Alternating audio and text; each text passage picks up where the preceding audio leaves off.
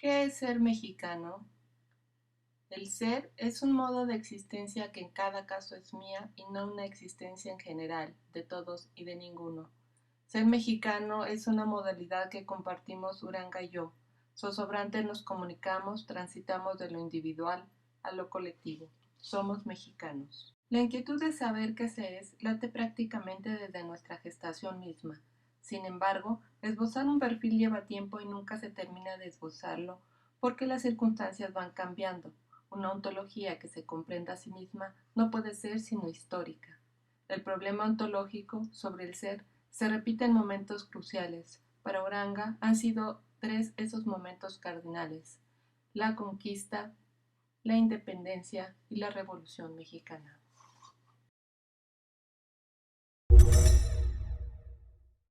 Es a inicios del siglo XX que Ezequiel Chávez elabora un ensayo sobre los rasgos distintivos del mexicano que perfila sobre la raza, el origen familiar, la educación y la sensibilidad. Esta última será retomada por Uranga ya no como un rasgo a describir, sino como una característica constitutiva del ser mexicano. En 1925 aparecerá el trabajo de José Vasconcelos, La raza cósmica, y para 1934 el de Samuel Ramos, en el que realizará un psicoanálisis del mexicano apoyándose en el trabajo del austriaco Alfred Adler. Ramos terminará perfilando tres tipos de mexicanos de acuerdo a su condición social. Posterior a Ramos, en 1950, Octavio Paz publicará El laberinto de la soledad, durante la época pública del Grupo Hiperión, que realizó el estudio sistemático del mexicano. El Grupo Hiperión surgió en la Facultad de Filosofía y Letras de la UNAM. Tuvo actividad pública entre 1948 y 1952. Formaban parte de este grupo Emilio Uranga, Ricardo Guerra, Jorge Portilla, Luis Villoro, Salvador Reyes Névarez, Joaquín Sánchez MacGregor, Fausto Vega y Leopoldo Sea. Su tema giraba en torno a lo mexicano, siguiendo la corriente del existencialismo, de modo que buscaban que sus respuestas dieran sentido a cada mexicano y a los mexicanos como colectividad. Cuando se lee del mexicano en lo perfilado por Chávez o Ramos, uno no sabe si reír o llorar.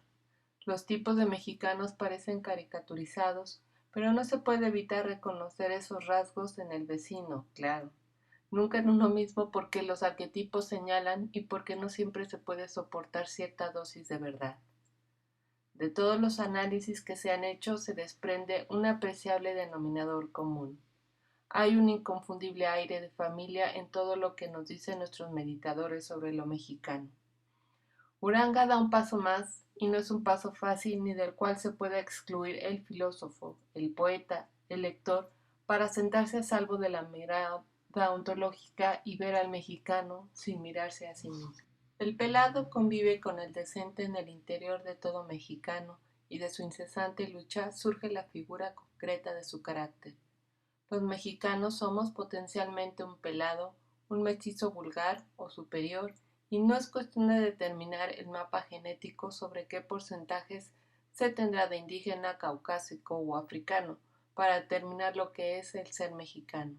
Ello solo explicaría la manera en la que lucimos o las tendencias a enfermedades.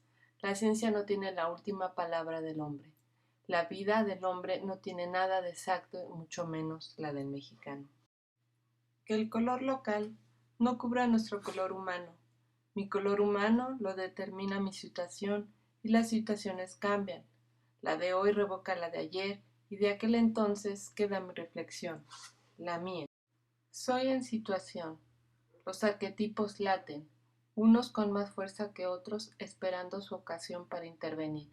Somos horizonte de accidentalidad y de zozobra. El punto de referencia absoluta es no mi propio cuerpo, sino mi aquí. Cuando Uranga pretende hacer ontología del mexicano, parecería un tanto extraño, pues la ontología trata del ser en general, en sus orígenes, y después del ser del hombre en general. La idea del hombre en general es precisamente una idea que apunta hacia lo humano, pero que al definirla y otorgarle el carácter de general, se convierte en especulación en tanto que no es posible conocer todas las manifestaciones del humano y, si se delimita lo conocido, se excluye invariablemente todo aquello de lo que uno no ha podido dar cuenta. Por ello, Uranga sabe que la idea del hombre en general no puede ser el hilo conductor para hablar del ser mexicano, mucho menos cuando las definiciones que hasta entonces se habían hecho eran puntos de vista sobre el hombre europeo, porque para la filosofía occidental no hay más idea general del hombre que su propio ser europeo. De este modo, Uranga propone la búsqueda del ser, el del mexicano, a partir de nosotros mismos y conforme a principios filosóficos.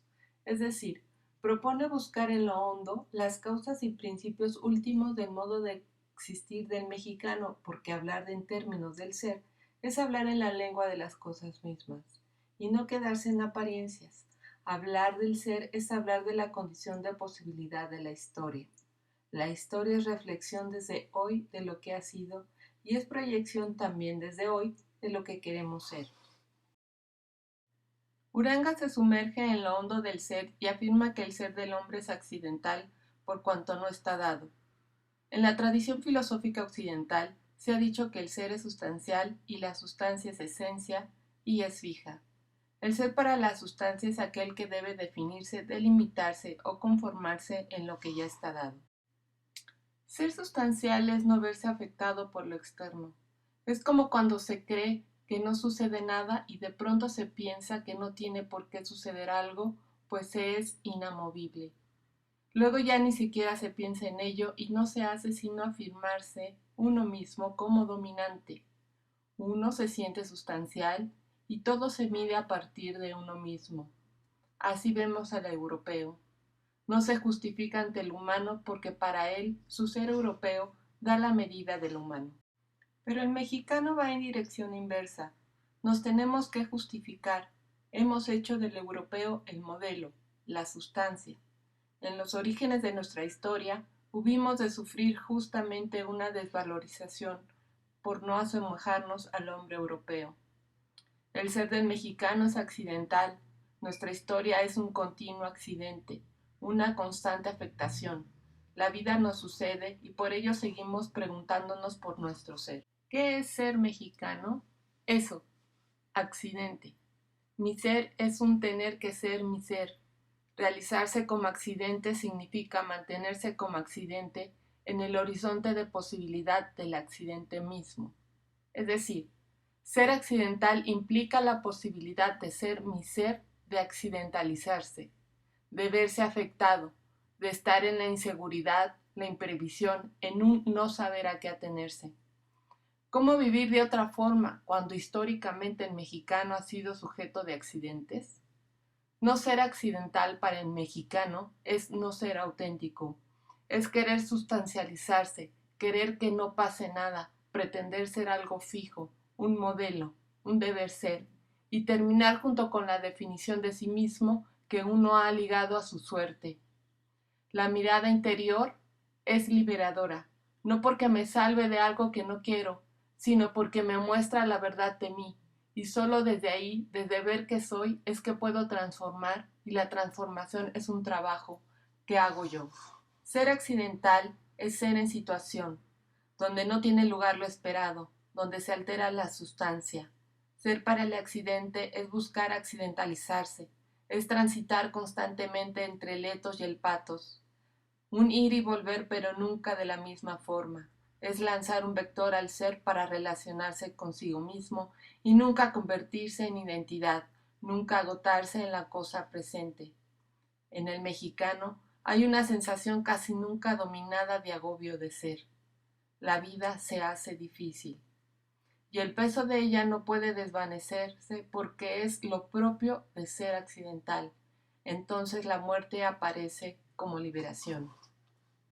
En Uranga, la muerte como liberación es un buscar la muerte a través de la vida saturándola de azar para salir de la monotonía en donde solo se espera la salvación. La muerte para Uranga no es en ningún caso la muerte como la mira Ramos, como remedio o como hábito. La muerte como liberación es salir a buscar el accidente, nuestra peculiaridad ontológica, nuestra modalidad que apunta hacia nuestra fragilidad, el movimiento pendular, la zozobra entre el ser y la nada. Pensar en el ser del mexicano como accidental no es limitante, al contrario, es desproveernos del refugio desde el cual mentirnos, es terminar con el malestar o la incomodidad que causa el querer ser alguien que no se es porque no hay que substanciarse. Volver la mirada hacia uno mismo no es una actitud egoísta, porque no nos aleja de los otros, al contrario, nos acerca.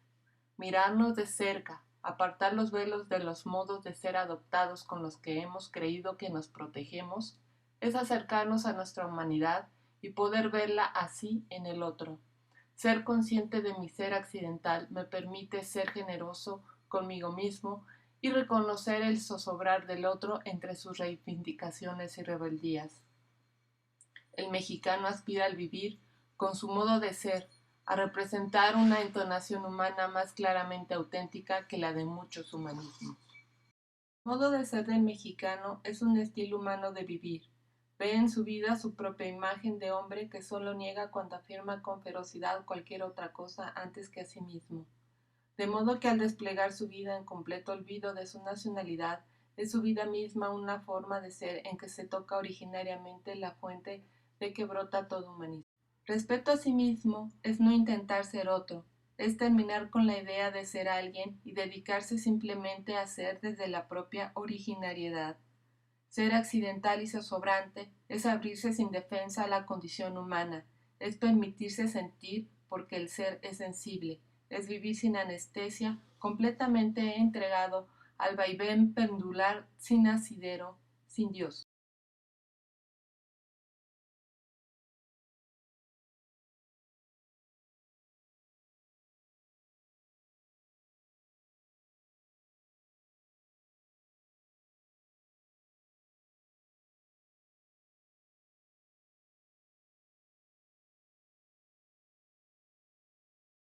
La autognosis o reflexión es un intento de recuperar el ser que la acción irreflexiva dispersa y divide. La idea de la autognosis es no solo vivir, sino comprender simultáneamente lo que vivimos. Uranga plantea aquí la instauración del observador o la conciencia de que se es consciente de cuanto se hace, de modo que se vive como ser afectable y al tiempo que se es afectado se observa el impacto interior. Ante situaciones límite de la vida humana, el amor, la muerte, la paternidad, la amistad, el mexicano vacila y tiene que estar sacando en medio de sus obras la actitud adecuada.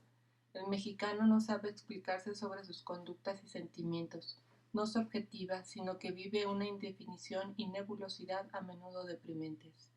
Tal es la manifestación de no ser sustancial, que más lastima las relaciones del mexicano y el porqué de lo imperante de la autognosis.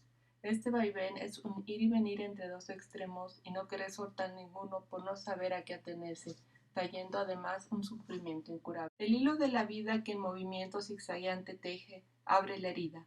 No está torcido por una mano providente o lógica, sino aventurera y azarosa. El azar es, por esencia, lo híbrido, el maridaje de géneros incompatibles, de contradictorios. Esta es la vida en la que el ser se despliega. No existen asideros, pues Dios y la ciencia no son más que invenciones que nos traen una falsa sensación de seguridad. La vida no es segura, es rica y deliciosamente azarosa, y a ella se le dice no cada vez que se retira la mirada de uno mismo por ir tras las ilusiones de la salvación.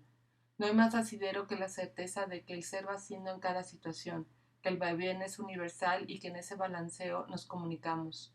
El azar es tremendamente rico porque siempre nos sorprende, porque él en su síntesis consigue lo que la lógica considera imposible. Forjar el carácter como zozobra es un llamado al azar, una invocación o incitación. Es tener actitud de expectación, es no saber cómo vendrá la siguiente ola y estar ansiosos porque aparezca para ir por ella e intentar remontarla. Y si esta vez no lo logramos, nos jugaremos igual en la siguiente ola. Duele ser zozobrante, pero solo así se siente que se ha vivido y solo así es como debiera quererse seguir viviendo.